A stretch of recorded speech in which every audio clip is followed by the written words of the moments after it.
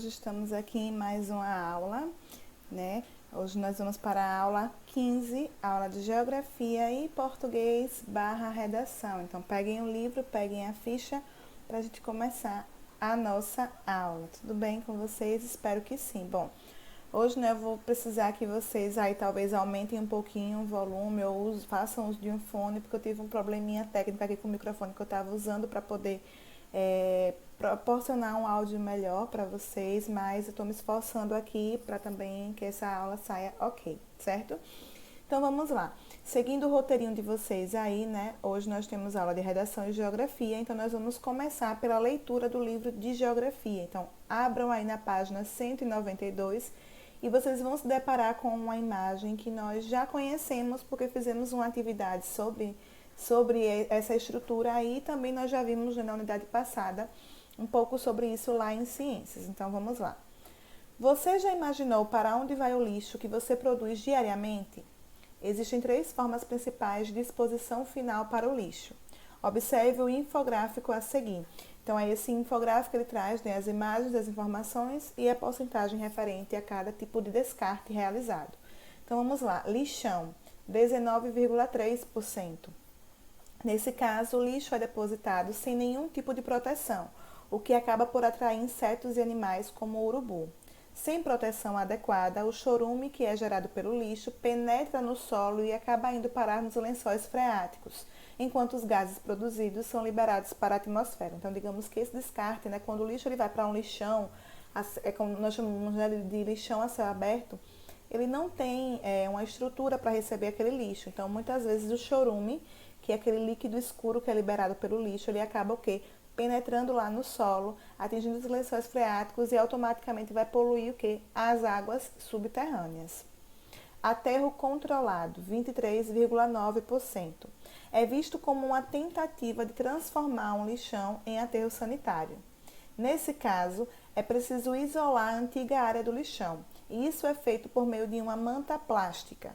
Depois se cobre a manta com uma camada de terra com grama.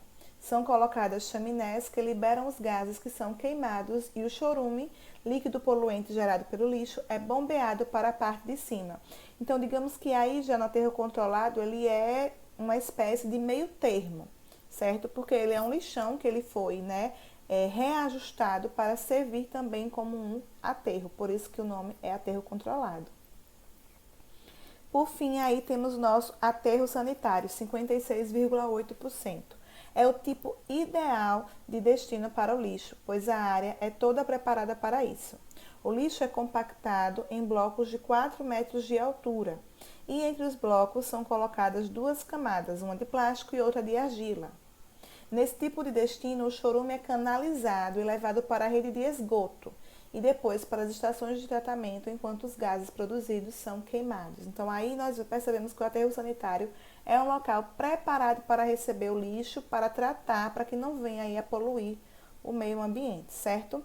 Então, vejam só aí, a perguntinha que já foi respondida, inclusive, aqui durante a explicação.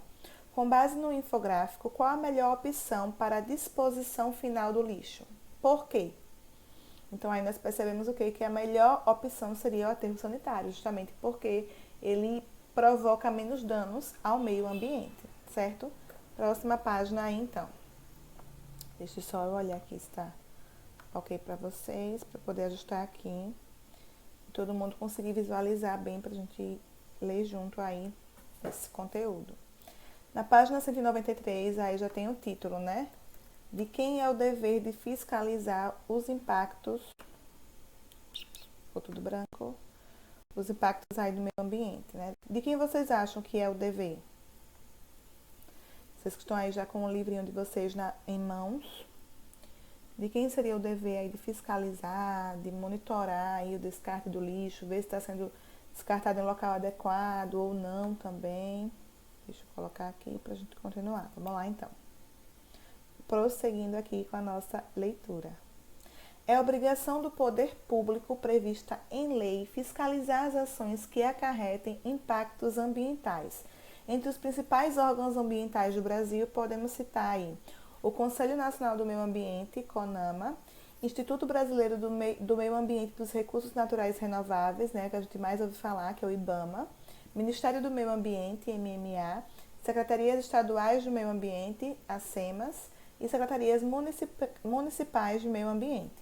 Então vamos lá entender um pouco mais sobre cada um desses órgãos públicos que tem como dever fiscalizar os impactos ambientais e, obviamente, né, fazer com que as leis ambientais elas sejam cumpridas, porque também são necessárias algumas leis para que assim as pessoas possam respeitar mais o meio ambiente e evitar, né, danificá-lo tanto, porque esses impactos acabam voltando para nós, né? A partir do momento que eu descarto o lixo de forma inadequada, seja gerando uma poluição ou um alagamento, o dano vai vir para nós mesmos, para a nossa comunidade, para o nosso bairro, consequentemente para o nosso planeta. Então, por isso que nós, primeiramente, devemos ter consciência, mas existem órgãos específicos para fiscalizar, para ficar mesmo no pé daqueles ali que desrespeitam, que descumprem as orientações. Então, vamos lá. O Conselho Nacional do Meio Ambiente, né, o CONAMA, órgão criado em 1982, é responsável por propor ao governo como devem ocorrer a exploração e a preservação do meio ambiente e dos recursos naturais. Então, ele vai ali fiscalizar, né, a exploração e a preservação, tanto do meio ambiente como dos seus recursos naturais, porque nós vimos que existem recursos naturais que não são renováveis, né, e aqueles que são renováveis, mesmo que eles sejam renováveis, precisam, né, da ação humana para que eles sejam renovados. Se eu vou lá tirar uma árvore, ela é renovável, mas eu preciso plantar uma nova árvore para que esse recurso finalmente possa vir a ser renovável e a servir as futuras gerações. Instituto Brasileiro do Meio Ambiente e dos Recursos Naturais Renováveis, aí o IBAMA, criado em 22 de fevereiro de 1989, possui como principal atribuição fiscalizar os recursos naturais para que sejam preservados e não sofram impactos ambientais. Então, digamos aí que o IBAMA, né, ele realmente é o órgão que age ali mais, né, diretamente com essa fiscalização. Então, né, muitas vezes, se a gente sabe que está existindo algum meio ilegal, né, algum desfrute ilegal em relação ao meio ambiente, a gente pode denunciar, né, ao IBAMA. O IBAMA vai lá fiscalizar, vai lá punir quem fez, quem descumpriu as leis, né, que vigoram sobre aquele lugar, sobre aquele meio, enfim. O Ministério do Meio Ambiente, órgão criado em 1992, tem como missão promover a adoção de princípios e estratégias relacionados ao meio ambiente, como proteção, recuperação, uso sustentável dos recursos naturais, entre outros. As secretarias estaduais e municipais elas vão meio que ter a mesma função, né? Sendo que as estaduais vão vigorar perante todo o estado e as municipais sobre os seus municípios específicos. Então vamos lá aí. Respondem pelas questões ambientais em todas as unidades federativas brasileiras, aí os estaduais. E as municipais vão responder pela preservação ambiental dos municípios. Então, todos os municípios têm sua Secretaria Municipal do Meio Ambiente, todos os estados têm sua Secretaria Estadual e o Ministério do Meio Ambiente ele fiscaliza de modo nacional, certo? Continuando aí a nossa leitura.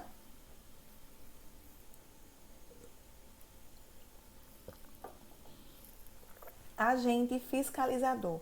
Imagine que você é um fiscalizador do bairro onde mora ou do bairro onde fica a sua escola. Na companhia de um adulto, passeie pelas ruas do entorno do seu bairro ou da escola para identificar os problemas que estudou neste capítulo. Registre os resultados por meio de fotos e desenhos. Em seguida, prepare uma carta para a prefeitura de sua cidade propondo soluções e sugestões que possam reduzir os problemas urbanos observados. Então, nós estamos vivendo um momento onde a gente não pode, né, diretamente ir às ruas, né? Quem tiver a oportunidade de dar uma volta, talvez de carro, ou enfim, né, que poder observar essa realidade seria realmente muito interessante. Aqueles que não, né, nós temos alguns fatos, né, gravados aqui na nossa memória. Então, assim, a gente consegue lembrar de como é o cenário em torno da nossa residência, de como é o cenário do nosso caminho de casa até a escola. Então, durante esse percurso, vocês percebem aí algumas ações que podem agredir o meio ambiente? Sim ou não? Nós fizemos também um exercício idêntico a esse, né, na semana passada lá, acho que foi na ficha, se eu não estiver enganada, onde a gente exercitava exatamente isso, a nossa visualização em relação à nossa volta, se existem lixos sendo descartados de forma inadequada, se a gente vê algum outro tipo de atividade que pode prejudicar o meio ambiente. Então, vocês vão pensar aí e, na verdade, vocês vão refletir junto com sua família o que é que vocês podem fazer para que isso melhore, né? Nesse momento, infelizmente, nós não temos como agora, né, fazer uma carta para enviar para a prefeitura, porque estamos no meio, né, de algo uma situação bem delicada, mas isso não vai nos impedir de realizar essa atividade, pelo contrário.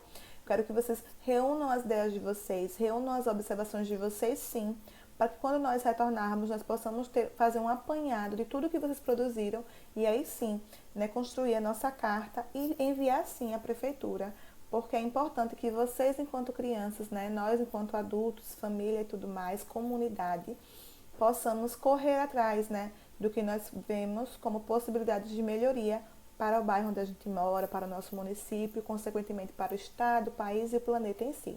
Tá certo? Então, nada aí vai ser totalmente descartado. Nós vamos sim voltar e fazer essa atividadezinha juntos, construir na verdade. Então vamos lá, destruição do patrimônio histórico. Você estudou no capítulo 1 a importância dos patrimônios históricos para uma cidade. No entanto, eles também são alvo de destruição ou de descaso por parte de pessoas ou de governos e isso se torna mais um problema urbano. É muito importante que todos tenham consciência de que precisamos preservar o patrimônio histórico de uma cidade, pois essas construções ou obras contam um pouco do passado do lugar onde estão situadas. Então, quando nós vemos aqueles prédios bem antigos, né, e tudo mais, alguns hoje em dia são abandonados, como está mostrando na imagem no livro, né, acabam sofrendo a ação de vândalos, são pichados, são invadidos e tudo mais. Mas aquela construção ali, aquele prédio, ele conta uma história, ele tem uma função, certo? Ele tem um valor histórico ali nele, que hoje talvez não faça tanta diferença, né? Porque existem construções mais novas, existem prédios que estão na ativa, onde os órgãos estão funcionando naqueles prédios, mas é importante que a gente veja, enxergue essa questão também como um problema, né? E talvez os órgãos mesmo do governo precisam realmente fiscalizar, precisam fazer uma manutenção, dar uma nova utilidade. Nós falamos, né, há algumas semanas sobre o Palácio do Governo, né? Que antes, né, algumas décadas, o Palácio do Governo de Aracaju se situava ali onde é o centro da cidade, na Praça Fausto Cardoso, Palácio Olímpio Campos, se eu não estiver enganada. E aí, hoje ele não funciona mais como a sede do governo em si, né? Mas ele serve como um museu para visitação, ele serve como escritórios para outros ramos e tudo mais. E hoje existe um prédio mais atual, um prédio mais novo, mais moderno, que sim é usado como palácio do governo. Mas vejam só a diferença, né? Tem todo um valor histórico em torno daquele palácio que o fez não ser abandonado. Mas, infelizmente, existem outros prédios que também têm valor histórico, mas que são abandonados. Então, aí cabe realmente ao governo, né, dar uma nova utilidade mesmo, né, dar uma nova roupagem, criar ali um ambiente, de repente, de visitação, um museu, uma biblioteca, algo que realmente venha agregar valor à sociedade, que não fique aí à mercê dos vândalos, dos invasores. Ok? Então, vamos lá continuar.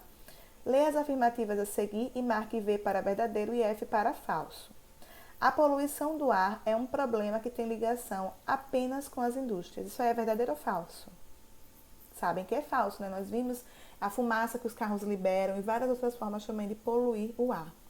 Dependendo das atividades e da localização da cidade, a poluição pode afetar rios, lagos, oceanos e mares. Isso, infelizmente, é verdadeiro. A poluição da água não chega a afetar a vida marinha. Será? Se eu poluo ali a água, obviamente que os seres que vivem ali também vão acabar sofrendo alteração em seu modo de vida, em sua alimentação, e aí aquele ambiente vai ficar impróprio, né, para eles. Nós vimos a questão das bolsas plásticas, que muitas vezes os animais se engasgam, se engancham e acabam morrendo. Então, essa afirmativa aí é falsa. Zelar pelo patrimônio cultural e natural da nossa cidade é papel de todos. É verdadeiro.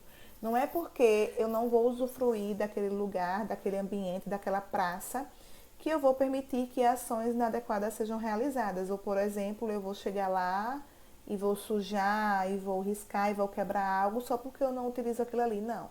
É nosso dever enquanto cidadão também zelar por todo o ambiente, mesmo que você não seja o prefeito ou o governador daquele lugar, é nosso dever enquanto cidadão mesmo zelar por tudo o que está ao nosso redor. Aí na segunda questão tem: explique por que os lixões não são formas ambientalmente corretas de disposição final dos resíduos sólidos. Então, nós vimos aí, né, que o lixão, ele não é um ambiente preparado para receber esse lixo. Então, a chance daquele lixo poluir o solo, ela é muito, muito, muito grande. Então, é justamente essa poluição, esse dano que acaba prejudicando aí, né, e fazendo com que o lixão não seja um ambiente propício para o descarte do lixo, certo? Então, vamos lá agora, concluindo aí na página 194, nós vamos partir para a nossa ficha de geografia. Brevemente eu vou explicar a vocês na página 105 até a página 108, que é a atividadezinha aí de vocês para casa, certo? Então, vamos lá. Deixa eu ver só se tá certo, tá. Então, vamos lá. Marque V nas afirmativas verdadeiras e F nas falsas. Estou aqui, gente, colocando o carregador, porque quando a gente grava a aula também tem um pouquinho disso, certo? Mas é rapidinho aqui e a gente já vai continuar. Pronto? Vamos lá, então. Então, essa primeira questão aí é de verdadeiro ou falso. Eu vou passar rapidinho para vocês dar uma olhada, vocês vão ler e responder aí, né? Vamos ver o que é verdadeiro, vamos ver o que é falso. Na segunda questão, vocês vão se embasar nas frases que vocês marcaram como falsas na primeira questão e vão colocá-las aí, então, vão torná-las verdadeiras, ou então vocês vão justificar. Vamos lá, eu marquei uma lá como falsa. Então, por que ela é falsa? Então, qual é a verdade? Certo? Vão aí justificar. Na terceira questão, vocês vão citar aí o nome de 3 órgãos ambientais e suas funções. Nós vimos ali 5 órgãos, né? Vocês vão escolher 3 e falar mais ou menos aí um pouco sobre a função de cada um desses 3 órgãos. Na quarta questão, pense no que a população e os governos devem fazer para que os patrimônios que existem nas cidades não sejam destruídos e faça um breve texto nas linhas a seguir. Como nós conversamos, né, sobre aqueles prédios que são abandonados, então o que é que o governo pode fazer para que esse vandalismo, né, não venha a acontecer com esses prédios, que são patrimônios históricos, sim. Próxima página aí, observe a ilustração e cite os tipos de poluição representados na cena. Então, vocês vão observar essa cena e vão ver aí quais são os tipos de poluição, de acordo com o que nós estudamos, que estão presentes aí nessa imagem, né? Triste. Vamos lá, então. Próxima página aí, para fechar. Esse tipo de poluição pode causar irritação na garganta, no nariz e nos olhos, dificuldade de respiração, agravar a asma e diminuir a capacidade pulmonar. Então, qual é esse tipo de poluição? Vocês vão aí marcar, circular ou marcar um X. E na terceira questão, vão desenhar aí qual é o melhor destino para o lixo. Nós vimos aí, né, alguns ambientes, né, para onde o lixo ele é levado, onde o lixo ele é descartado. E aí vocês vão fazer o quê? Vocês vão informar, né, vão desenhar aí um ambiente que ele realmente é ideal para que o lixo seja colocado nele, certo? Então, feito isto já, geografia, ok, nós vamos partir para português. E hoje nós vamos iniciar um novo capítulo, né? Quando eu falo de português, lembre-se que português e redação estão aí juntinhos, né? Bem como literatura também. Então, nós vamos ver muito questões textuais, nós vamos ver muito, né, a questão do gênero textual em si, envolvido também com a gramática, com a ortografia, tudo junto e misturado para que a gente possa ter um aprendizado completo. Então, vamos lá aí. Na página, deixa eu ver aqui, confirmar com vocês, na página 46 do livro de vocês, certo? Nesse primeiro momento nós vamos trabalhar com o livro, certinho? Então, vamos lá. Como funcionam as regras dos jogos? Neste capítulo você vai ler e analisar textos que já conhecemos, as regras de jogos. Vai compreender a estrutura desses textos e analisar sua função. Estudará também as formas nominais dos verbos e algumas palavras que, apesar de muito semelhantes, têm significados diferentes.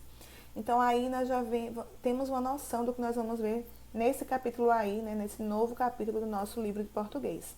Então, vamos lá. Existem milhares, talvez milhões de jogos diferentes. E a cada dia novas opções são criadas. Mesmo assim, alguns se tornam jogos clássicos e continuam sendo praticados há centenas de anos. Você conhece algum jogo bastante antigo que possa ser jogado online?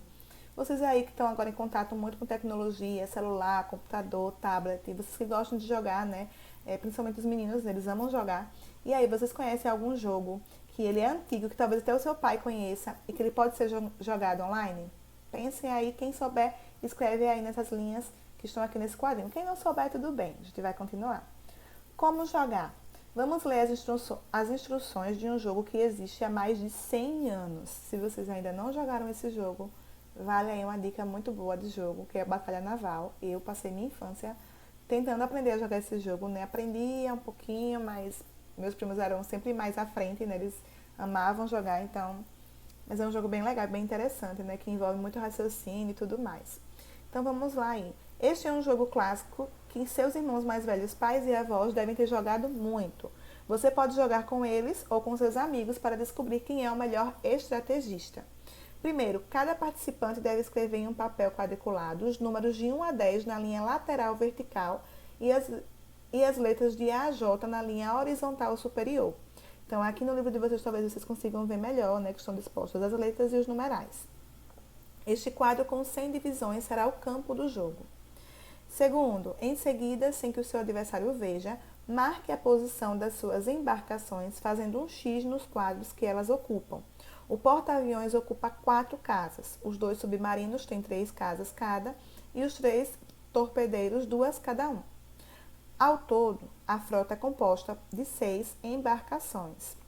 Então, vejam só aí, viu? Aí aqui tem, né, essa mocinha aqui com papel mostrando quantas pessoas vão jogar, o tempo do jogo, o que vai ser preciso e tudo mais, certo? Aí lá na página 48 vem as demais instruções. As embarcações devem estar em posição vertical ou horizontal, na diagonal é proibido. Distribua-as de maneira que achar que poderá desorientar o seu adversário. O jogador começa escolhendo uma casa e dizendo a letra e o número correspondentes, por exemplo, F8. Se o oponente não tiver nenhuma embarcação ali, deve dizer água e marcar o quadro com um círculo. Depois é a vez de outro jogador que deve atirar perguntando por outra posição. Se alguém acertar uma casa ocupada, o outro deve dizer atingido e marcar o local com um X vermelho. Quando o adversário acertar todos os quadros de alguma das embarcações oponentes, este deve dizer afundado. Os jogadores devem registrar com exatidão tanto as posições em que acertaram uma embarcação quanto as em que erraram. Assim é possível melhorar cada vez mais a pontaria. Ganha quem afundar primeiro toda a frota inimiga, né, lá do seu opositor, lá do seu coleguinha que está do outro lado jogando, certo? Este jogo exige um bom senso de ordem para registrar exatamente os acertos e erros. Você também pode tentar ler o pensamento do adversário para descobrir como ele posicionou as embarcações. Então, vejam só, é um jogo que ele envolve muito raciocínio, né? Mas é como eu disse também, muito do bom senso. Porque eu não posso, né, tá ali com as embarcações todas arrumadinhas e dizer que não tenho, sendo que tenho, mudar de última hora, não. Certo? A gente tem que usar o bom senso, né? E, obviamente, a honestidade, porque é um jogo, certo? É uma brincadeira. Então, vamos lá e responder juntos a página 49 do livro de vocês, certo? Vamos lá juntinhos. O objetivo desse texto é o quê? Divulgar e vender o jogo, convencer o leitor a jogar ou ensinar a preparar e realizar o jogo, né? Ele está aí nos instruindo, então está nos ensinando a preparar e realizar o jogo. Segunda questão, no início do texto lido, há um quadro que mostra algumas funções sintetizadas. Associe as colunas identificando a que corresponde cada informação desse quadro. Então, nós vimos lá, né, aquela mocinha lá segurando um papelzinho. Então, esse íconezinho aí que tem 2 pessoas, ele indica o quê? O número de pessoas que podem participar. O reloginho indica o quê? A duração aproximada ali da brincadeira. Essas mãozinhas aí indicam o quê? As habilidades desenvolvidas. E o papel e o lápis, os materiais necessários. Na terceira questão, nós vamos usar, né, V para verdadeiro e F para falso, de acordo com as regras do jogo. Então, vamos lá. As orientações estão na ordem em que as etapas devem acontecer. Verdadeiro ou falso, né? Tá lá tudo 1, 2, 3, né? Tudo na sequência, então verdadeiro. As ilustrações não colaboram para o entendimento do texto. Isso é falso. Lembra que nós vimos aquilo? Quando a gente ouve ou quando a gente lê, é diferente de quando a gente visualiza, né? Uma imagem ou um vídeo, enfim. Então é falso essa afirmativa aí. Há informações sobre o que deve ser feito e o que é proibido. Verdadeiro. É possível jogar sozinho. Falso, né? Tem que ter pelo menos aí 2 pessoas. Há exemplos de como jogar. Verdadeiro. Então, aí, questões sobre o nosso texto, né? Sobre o texto que nós acabamos de ler.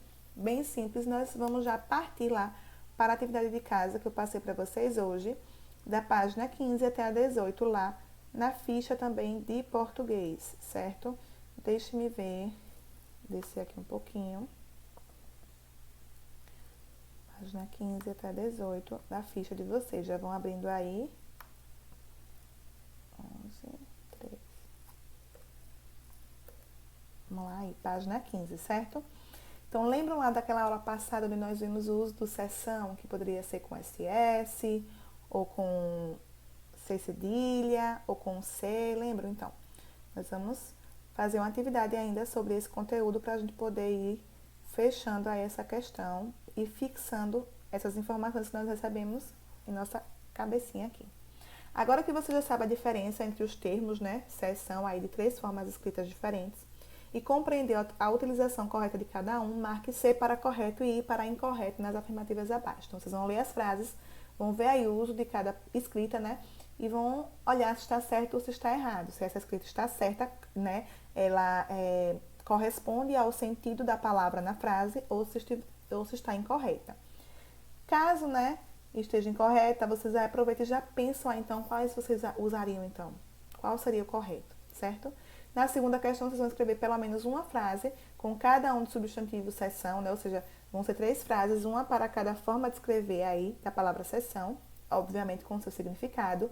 Na terceira, vocês vão completar as frases com esses termos também, lembrando, né, que cada um tem o seu significado e tudo mais. Na quarta questão, voltamos àquela questão de pesquisar, recortar e colar. Não consigo recortar e colar porque eu não tenho disponível. Então, vocês podem criar ou simplesmente pesquisar 3 frases para cada escrita aí da palavra seção, certo? Então, essa é a quarta questão, vocês vão pegar aí e escrever dentro do quadro. Quem não puder recortar e colar, pesquisar, imprimir, enfim. Na próxima página também ainda aí, nós vamos trabalhar com a questão da seção, completando aí as frases, certo? Leiam para a gente perceber exatamente o sentido, né, que aquela seção ela quer trazer, se ela é no sentido do verbo, ceder, se ela é no sentido de intervalo, né? Lembra que nós vimos essa questão de sessão de teatro, de cinema, de filme, ou se ela quer dizer que é uma parte, uma repartição, enfim. Na segunda questão, nós vamos novamente aí, né, criar, né, frases, certo? Para poder aí utilizar essas palavrinhas, porque é importante realmente a gente praticar, esse exercício de repetição é para que a gente possa praticar e aí fixar esse conteúdo na mente. Na terceira questão, nós vamos aí voltar às conjunções, né? Nós vamos sublinhar, passar um tracinho em cada conjunção, né, dessas frases aí. Na quarta questão, nós vamos classificar as conjunções que foram encontradas aí no exercício anterior, na questãozinha anterior. Então, essa é a nossa aula de hoje, né? Digamos que português é mais revisando o que nós vimos e dando entrada aí a esse novo conteúdo, né? Esse novo gênero textual, que são os textos de instrução, né? Começando pelas regrinhas do jogo. Geografia, né? Nós estamos lá vendo a questão da poluição, do ambiente e tudo mais, do descarte de lixo. Então, é importante que vocês leiam, releiam e tragam tudo isso à nossa realidade, ao que nós podemos fazer para melhorar também essa situação. Então, essa é a aula de hoje. Espero que tenham gostado. Um beijo. Realizem as tarefinhas com muito capricho e empenho, que eu sei que vocês são muito esforçados. E a gente se vê na próxima aula. Tchau!